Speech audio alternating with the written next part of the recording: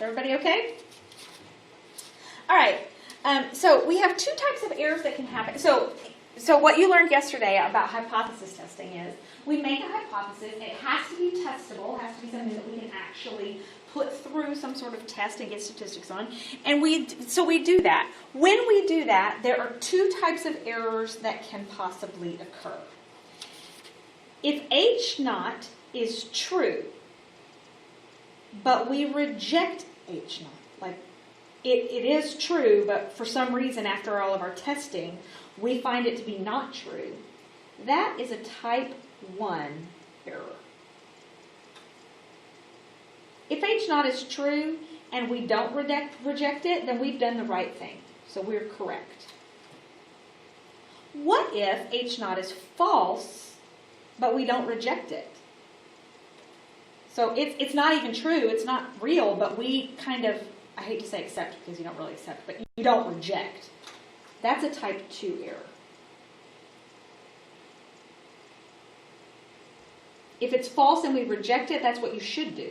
So you're correct. It's not an error at all. You've done the correct thing. All right. So this type 1 and type 2 error things can kind of cause a lot of confusion.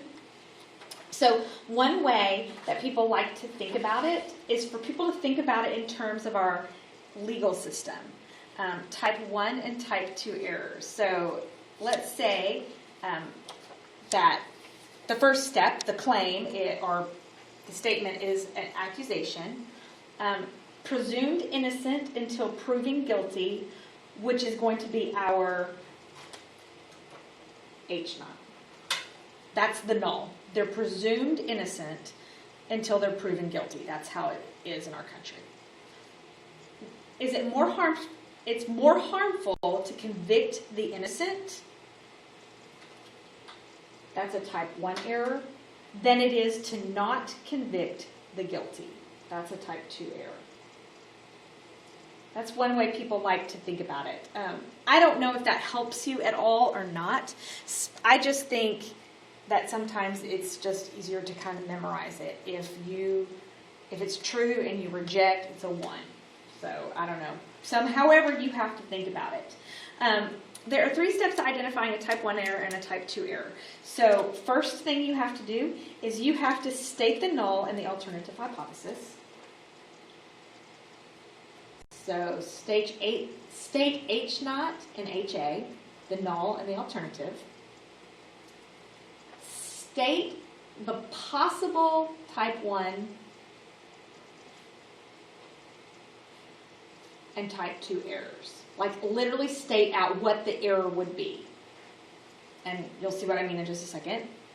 And then decide which one is more serious.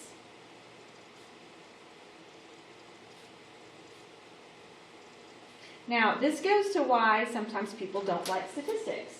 Because when I say something like that, we might have a discussion about what's more serious. That always causes a problem here. But hopefully we can come to some sort of agreement on a few of these. So in example 4, we will let P be the proportion of vegetables contaminated by E. coli. The USDA allows for 15% of vegetables to contain E. coli. A food inspector reports that a recent shipment of vegetables contained more than 15% of the vegetables contaminated by E. coli. Write the hypothesis and identify the type 1 error and the type 2 error. So I'm going back and I'm reading USDA allows for 15% of vegetables to contain E. coli. A food inspector reports that a recent shipment of vegetables contained more than 15% of the vegetables contained E. coli. So my P, more than 15%, that's the claim. The complement of that is that less than or equal to 15%. This is going to be my null because it has the equality statement. That's my alternative. All right, so now I want you to think about it. A type 1 error. A type 1 error occurs when H naught is true and you reject. So in this case, a type 1 error, H naught is true, the percentage of E. coli is less than or equal to 15%,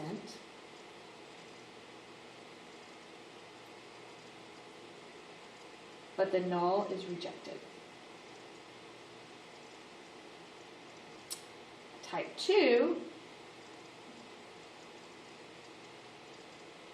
a type 2 error is when the H naught is false, but we don't reject it. So this would be the percentage of E. coli is greater than 15%,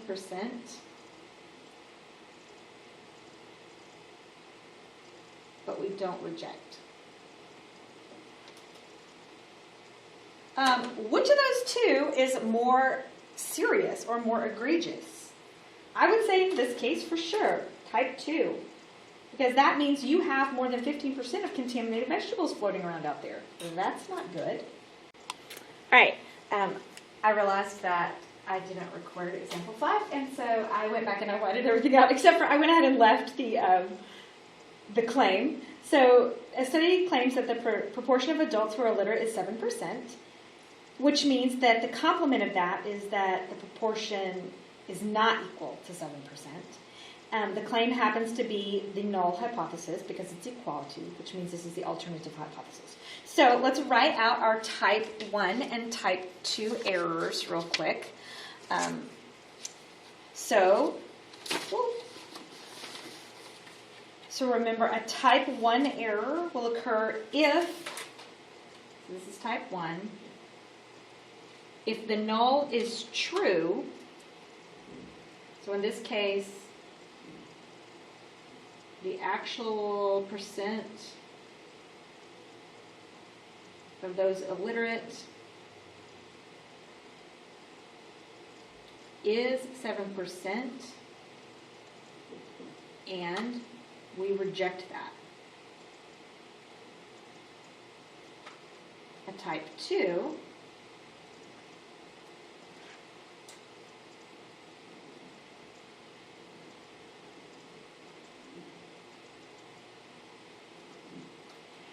in this case,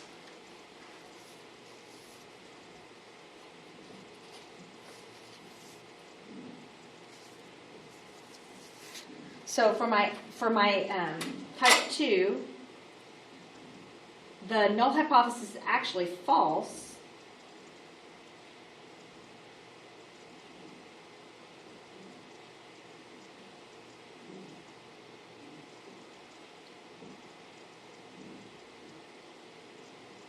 So the actual percentage of those illiterate is not 7%.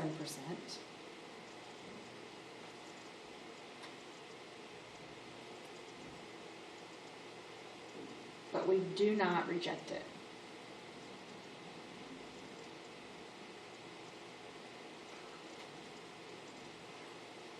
So now in this case, which one do you think is more serious? In this case, this is one where you can probably argue that depends. If the actual percentage of those illiterate is not 7%, is it more than 7%? Because if it's more than 7%, type 2 is definitely more serious. But if it's less than 7%, then I would say type 1 is more serious. So in this case, you could definitely make an argument for one or the other. Again, with statistics, if you can argue your point, justify your point, and then it's okay, which is, of course, one of the reasons why people struggle with statistics, because they just want it to be facts and truth all the time. So, all right, so I think that is all for today. Yes. And we will pick up and continue the rest tomorrow.